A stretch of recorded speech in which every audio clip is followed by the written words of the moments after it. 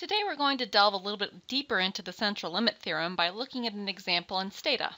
In this example, we're going to use BMI at baseline in the Framingham cohort and use this as our population of interest. So what we learned this week is that we have this big general population. And we're interested in making inference about this population. Say we want to know about some parameter mu, which in our case is equal to the mean of BMI in the Framingham cohort. But for some reason, let's say I didn't have access to the whole Framingham cohort, I only had access to a little snippet, which we call a sample. So what we're going to do is we're going to consider this broad general population, that's the Framingham cohort. Then we're going to take a sample from that population in STATA and see what we can learn about the whole population using only the sample. Go ahead at this point and open up the Framingham dataset in STATA and we'll get started. The first thing I want to do is get a general picture of what BMI looks like in my population of interest. Now in real life, I'm only going to see the sample, but let's look at the population to start out with. So I'm going to summarize BMI 1. I find that in the Framingham cohort, the true value of the mean, or mu, is equal to 25.8. And that sigma, my standard deviation, is equal to 4.1. Now these are the properties of the population as a whole. What I'm going to do is I'm going to take a sample of size 20 from the Framingham dataset, and then I'm going to calculate my sample mean and compare that to this true mean. So first, I'm only going to look at BMI in this module, so I'm going to delete those.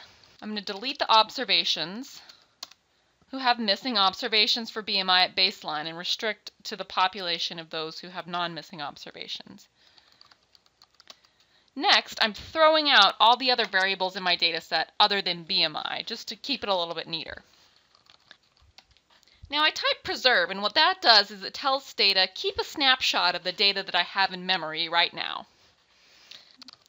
I'm going to sample 20 observations from the Framingham cohort, and it tells me right here that I just deleted 4,395 observations. If I look at the data browser, I see that now I only have 20 observations in my data set as opposed to the whole population that contained the 4,334.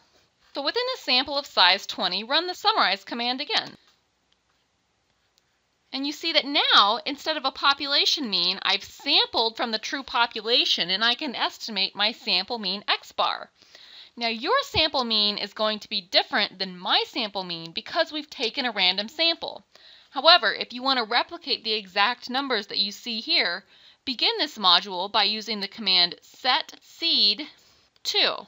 So we've seen that our first sample mean, x bar 1, is equal to 25.8.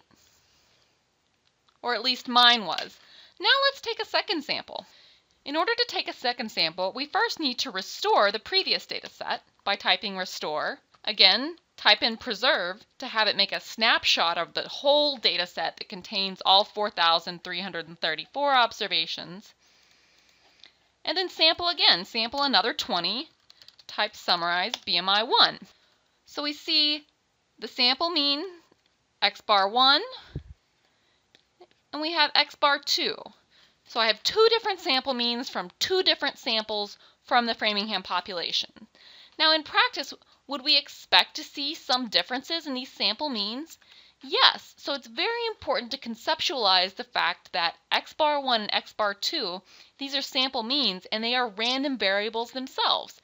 And because they're random variables, there's some variability within those means, and the amount of variability is dictated by the central limit theorem. So assuming that our sample size is large enough in this example, we know that the average deviation of x bar from the true mean mu should be about sigma over the square root of n, or in our case, it's going to be sigma, which we saw before was 4.1, divided by the square root of n, which is 20, and that's equal to about 0.9. And you can see here that both x bar 1 and x bar 2 are closer than one standard deviation away from our mean. Now let's repeat this exercise, but let's take samples of size 100 and compare the results that we get from a sample of size 100 to the sample of size 20. Now what the central limit theorem tells us is that on average we would expect x bar 1 and x bar 2, or the sample means, to be closer to the true mean mu when we take a larger sample size. So let's do that really quickly. Type restore and preserve. Then I'm going to take a sample of size 100. Summarize BMI in my sample. And now I see that my first sample mean is very close to the true population mean.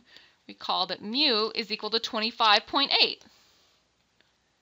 So now I'm getting a sample mean that's very close to the true mean. To take another sample, I would again type restore, preserve, sample again, summarize BMI 1, and again I'm obtaining a sample mean that is very, very close now to the true population mean. Now, are x bar 1 and x bar 2 from a sample size of 100 always going to be closer to my sample mean? In practice, this will usually be true. This will be true the vast majority of the time. The larger sample size you take, the closer to the true population mean you're going to get.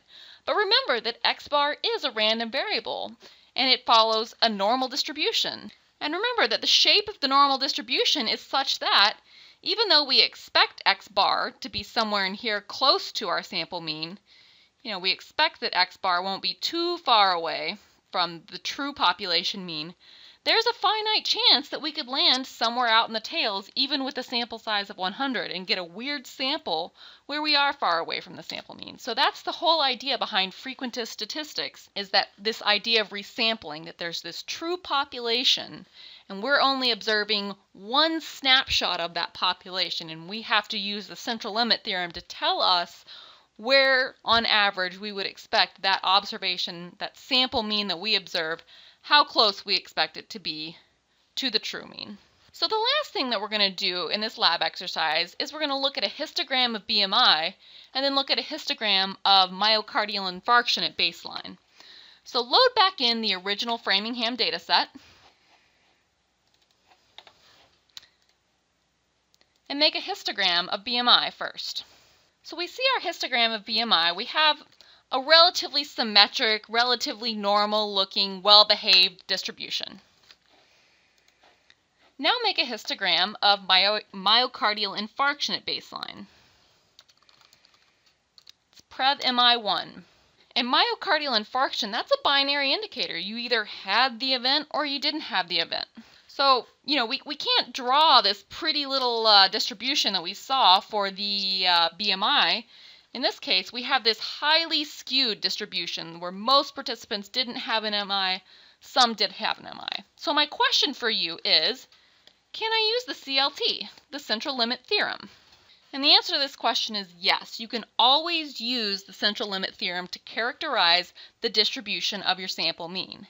However, when I have a distribution that's very, very skewed like this, comparing this to the distribution of MI, the CLT, it's an asymptotic result as n goes to infinity. So to invoke the central limit theorem in this example, I'm going to have to use a much larger n than I would have had to use for the BMI example. Maybe in the BMI situation, I could get away with an n equal to 20, whereas in this situation where we have a very skewed distribution, I can use the central limit theorem to tell me about the mean, but I need to take a much larger sample. So that's the end of this module. I just wanted to give you more intuition for how the central limit theorem works by taking random samples from the Framingham data set and looking at the behavior of the sample mean in those random samples.